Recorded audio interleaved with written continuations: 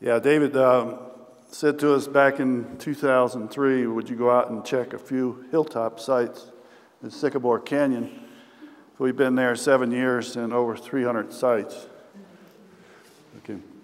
We're going to discuss the full coverage survey of the Sycamore Canyon. Where is Sycamore Canyon? It's about 50 miles south of Flagstaff, and you see on the map it says Camp Verde. We're about 15 miles to the east of Camp Verde. This is just a Google map of the Sycamore Canyon. You can see the elevation change from the river, the Verde River as it goes along here, is 3,000 feet to the top, what you call Mud Tanks Mesa. This is the area that we've covered so far in yellow. And we not only covered Sycamore Canyon, but we've gone from Black Mountain Canyon all the way over to Boulder Canyon, and from Mud Tanks Mesa down to the river. This area here is near Brown Springs. This is just some pictures of upper Sycamore Canyon. It's almost like alpine country up there. This is the middle Verde, or the middle part of the Sycamore Canyon. This is the junction of Sycamore Canyon and 708. Basically, we started at this is our first area right here. We parked here, but when you start walking up there, you look at these big hills above you, and you try to figure out which way to go. And it's brand new territory, no maps, anything. So that was quite of a challenge, and we did it. This is the lower Sycamore Canyon. It gets much rockier, not as much fertile soil. So the population in this area dropped dramatically from in the prehistoric times. This is the confluence of the Sycamore Canyon and the Verde River. There is a large two-story pueblo right here, which was been recorded many, many years ago. The original survey objectives were to check out these hilltop pueblos that were spotted by Joe, and the task was to record the hilltop sites and note their position on the line of sight studies. Recording involved making a sketch and analyzing ceramics of each site. This is the type of ceramics that we find, and Jim will talk about that. So this is one of the largest sites we found in Sycamore Canyon. It wasn't spotted by aerial photography or aircraft, and it's approximately 400 meters long by 100 meters wide. On the slope here is about 15 rooms. You see rooms going up to here. Well, what's amazing about this site, it had a wall going all the way across the mesa top.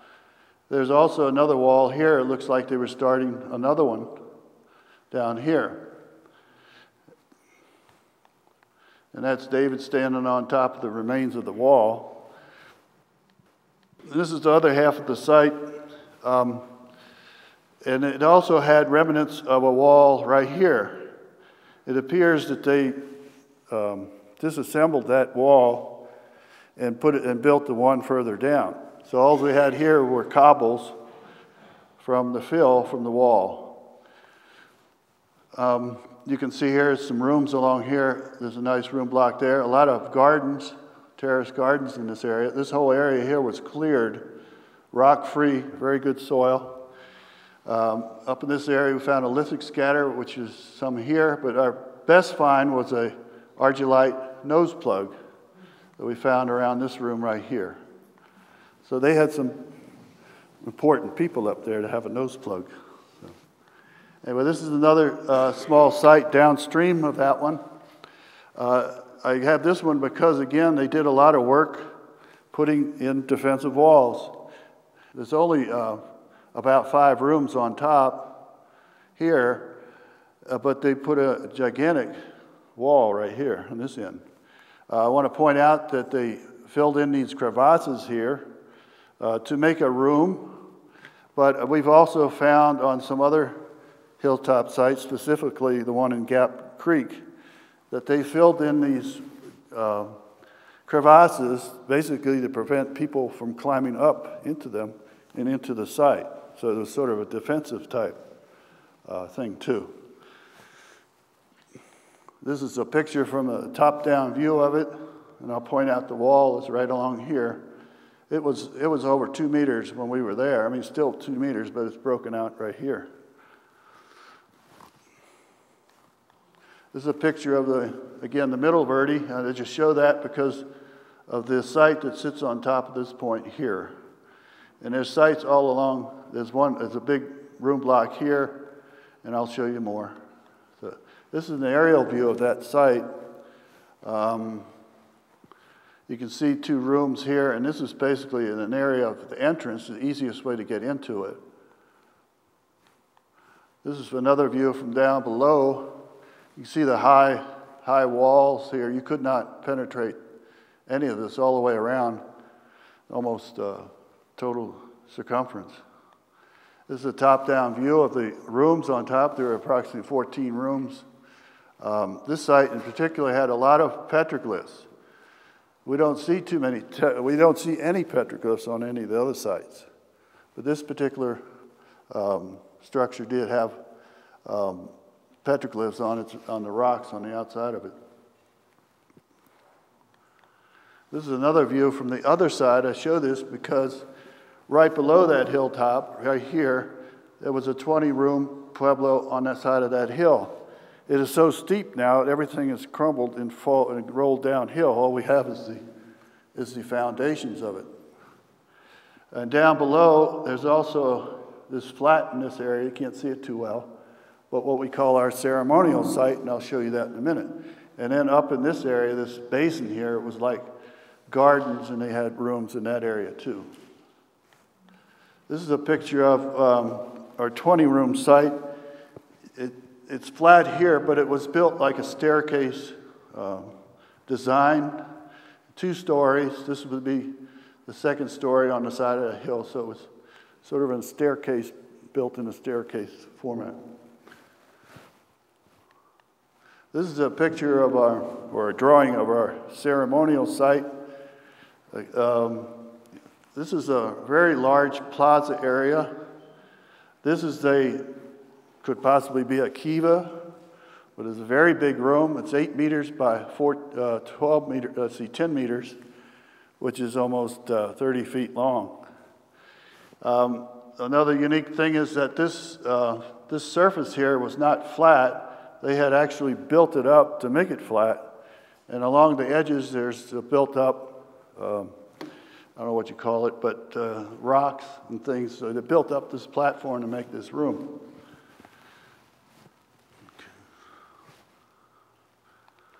Now this is on the other side of it, you'll see these room structures here, but what's unique about it is they're like gardens. They're almost terraced gardens. And this one up on top is sort of a sideways step. You go this, and then you step up to the next platform. And this one's sort of coming downhill. You have one up above it, and then one down below. And then this is a single one right here. What I think they were trying to do, if these are gardens, we haven't proven that, but what I think they were doing is allowing the rainwater to come downhill into those gardens, sort of like watering you. This is a picture of a Pueblo site, the furthest down Sycamore Canyon. We never really established line of sight with this particular one. It just sits sort of alone about 2 miles from the other ones. It has approximately 9 rooms to it, but they're very large rooms. And you can't see it from this drawing, but it's like built in a staircase again. This is one level, another, and then on up here. We're looking out towards Mindeliff Cavettes in the Verde River. Again, I can't prove that we had line of sight with Mindeliff because there's no room above Mindeliff that has line of sight with this one. So we're still looking. You'll notice the thick walls. that site, and that's Justine standing out there. Now, examples of line of sight, again, our objective was when we find a site, is to identify who its neighbor is that you can see. So you have this continuity of sight. We tried to establish that with each pueblo or hilltop site that had maybe. So we're standing, I'm standing on a hill here. This is the last site I showed you right here. He has line of sight with this one, and of course that one, and then there's one across behind. This is 13-mile rock, and there's a two-room site right behind it, which has line of sight, and then that can see down to Black River, to Black Mountain Canyon, I'm sorry. This is sort of a schematic of what we call our line of sight. And if we give it in miles, like from Black Mountain Canyon, and we have a Fort Jawbone to 13-mile rock, to all the other sites, and then all the way down to Brown Springs, over to Salome, which is on the Fossil Creek. And that distance would be approximately 20 miles. These are some examples of our room sites that we do find. The one on the left is what we call a carport. Actually, we don't call it, some archaeologists called it that. But we got, once in a while you see the one on the left, but then we started finding these rooms on the right, and they had this strange appendage, coming out like this, and you figured maybe a wall fell down or something. There must be another foundation in there. But we kept finding this particular design. It could be straight out or it could be L-shaped. But what we think they are is basically windbreaks. You have the basic room, which would be a full-height room. This wall is only about a meter high. So they had probably a windbreak for cooking outside, living outside in the summer. And the direction of the wind is usually from the southwest in Sycamore Canyon, and they were positioned such that they would be wind blocks. There's two sketches of one is a two-room site, and they have doorways.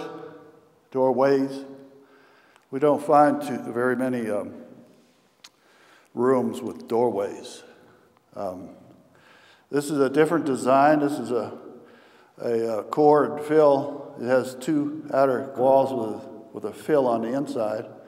Again, this is a low-walled structure. So it would probably be built with poles in that core and then some kind of matting on the outside. So it'd be probably a summer-type dwelling also. Okay, agricultural sites, because this area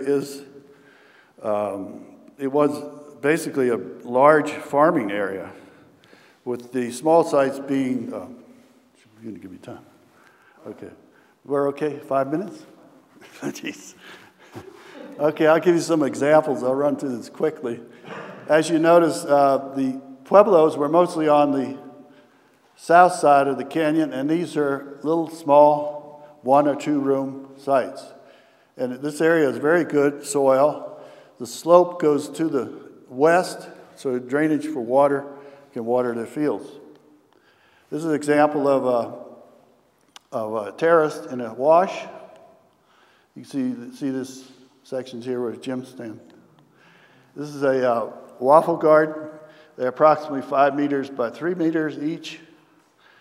And we think that they had some kind of water control device to water them, but you can't excavate, so you don't know exactly. Example of irrigation off a hill onto a platform is this site right here.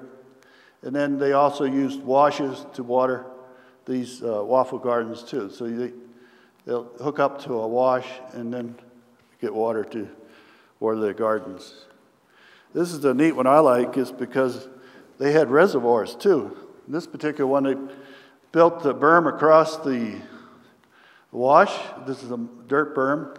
And then they used the ditch along this hillside, This area here is very poor soil, so they would capture water in there, lead it into a tank, and then it had an overflow device on it that if the tank would get too full, it wouldn't break the dam, but it would overflow in this direction. That's RJ in the ditch, right there. And this is the ditch going down. You can see the berm right here, and then the drainage goes that way. So we also had Apache and Yavapai sites, and that's the Apache site there. That's a stone axe we found there. It was broken in half, but we put it back together for the picture. It's a beautiful metate. It's only about 10 centimeters wide and about 20 centimeters, or maybe 30 centimeters long. But that's the only metate that we found, a whole metate we found in the whole survey. And still intact. It was stuck between two large rocks. So we were lucky to find that one. There's a dam, a check dam and a wash for water. They also used catchments on springs, so they built a little catchment basin for water. And then I'll just go with petroglyphs. Most of the petroglyphs that we have were on the upper end of the canyon, and then there's a few on the south end, or on the west end of it. That's just some pictures of petroglyphs, some unusual ones. And then to wrap it up, this is our numbers that we have. We have almost 300 sites. We've spent over 9,000 hours doing this. One thing we do have is neat is racetracks. We have 3 racetracks.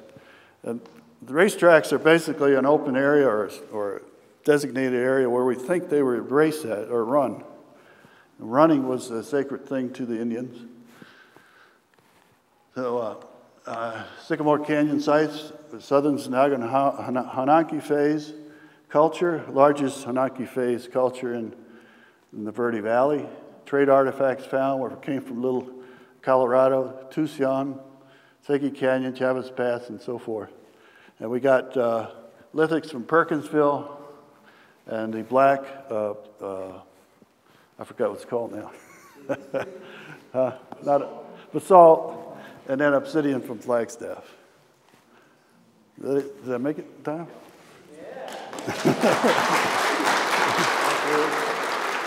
Yeah.